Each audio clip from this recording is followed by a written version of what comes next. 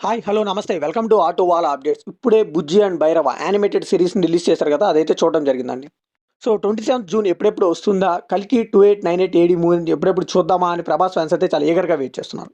So, movie present నుంచి 800 years తర్వాత setup అయి ఉండడం వల్ల జనరల్ ఆడియన్స్ ఈ మూవీని చాలా బాగా అర్థం చేసుకోవాలి. అంటే ఆ వరల్డ్ వాళ్ళకి అర్థం కావాలి. అందుకని మన నాగశ్విన్ గారు ఏం చేశారంటే ఈ 'బుజ్జి అండ్ భైరవ' అని ఒక యానిమేటెడ్ సీరీస్‌లో పరిచయం చేశారు. ఈ సీరీస్ యొక్క బేసిక్ స్టోరీ లైన్ ఏంటంటే మన భైరవ వచ్చేసి ఒక బౌంటీ హంటర్. అండ్ ఇక్కడ బుజ్జి వచ్చేసి తన బాడీని కోల్పోయిన ఏఐ అసిస్టెంట్. సో, ఇందులో వీళ్ళిద్దరు ఎలా కలుసుకున్నారు? సో, తర్వాత తన బాడీని తనకి ఎలా తిరిగి ఇచ్చాడు? వీళ్ళిద్దరి బాండింగ్ ఎలా ఉండబోతుంది? సో, ఈ పాయింట్స్ అన్నిటినైతే డిస్కస్ చేశారు ఈ సీరీస్‌లో. ఇంక ఈ సీరీస్‌లో పాజిటివ్ విషయానికొస్తే యానిమేషన్ అండి బ్రిలియంట్ వర్క్ అని చెప్పాలి. సో, మన తెలుగు వాళ్ళకైతే ఈ 'ప్రెల్యూడ్' అనేది చాలా కొత్తగా విషయం అని చెప్పాలండి. సో, సింపుల్‌గా 'ప్రెల్యూడ్' అంటే ఏంటంటే ఆ మూవీలో సెటప్ ఎలా ఉంటుంది? క్యారెక్టర్స్ ఏమేమి ఉంటాయి? వాటి ఇంట్రడక్షన్‌లా ఉంటుందన్నమాట. సో, ఈ కొత్త కాన్సెప్ట్‌నైతే 'కల్కి' టీమ్ 100% యూజ్ చేసుకున్నారని చెప్పాలండి. 'కల్కి' వరల్డ్ ఎలా ఉంటుంది? అసలు ఆ క్యారెక్టర్స్ ఎలా బిహేవ్ చేస్తాయి? ఇవన్నీ బాగా చూపించారు. ఇంకా క్వాలిటీ అండ్ విజువల్స్ అయితే టాప్ నాచ్ అనిపించాయండి. మెయిన్‌గా మన డార్లింగ్ 'ప్రభాస్' గారి క్యారెక్టరైజేషన్ అయితే నెక్స్ట్ లెవెల్ అని చెప్పాలి.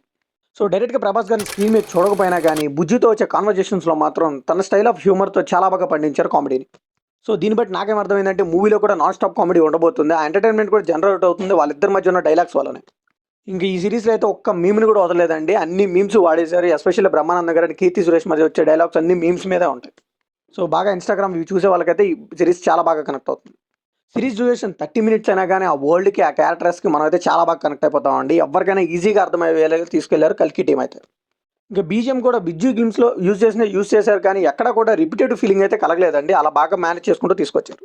'బాహుబలి' తర్వాత నాకెందుకో టీఎఫ్ఐ నుంచి ఇదే మన గేమ్ చేంజర్‌లా కనిపిస్తుందండి. నెక్స్ట్ లెవెల్‌లో నిలబెడుతుందేమో మన తెలుగు సినిమా అనిపిస్తుంది. అండ్ ఇలాంటి ప్రమోషన్స్‌ని ఎంకరేజ్ చేసిన వైజయంతి మూవీస్ కూడా మనం థాంక్స్ చెప్పాలండి. ఇది చాలా అంటే చాలా రిస్క్ అండి. ఎందుకంటే మూవీ రిలీజ్ అవ్వకముందే ఆ స్టోరీని అదంతా చూపియడం వల్ల, సో, ఆ వరల్డ్‌నంతా చూపియడం వల్ల నెగెటివ్ ఫీడ్‌బ్యాక్ వచ్చే ఛాన్సెస్ ఎక్కువున్నాయి. సో, దానివల్ల మూవీకి కూడా లాస్ అయ్యే ఛాన్సెస్ ఉన్నాయి. కానీ మన 'నాగి మామ' మాత్రం మంచి సాలిడ్ కంటెంట్‌తో వచ్చాడు యానిమీలో కూడా.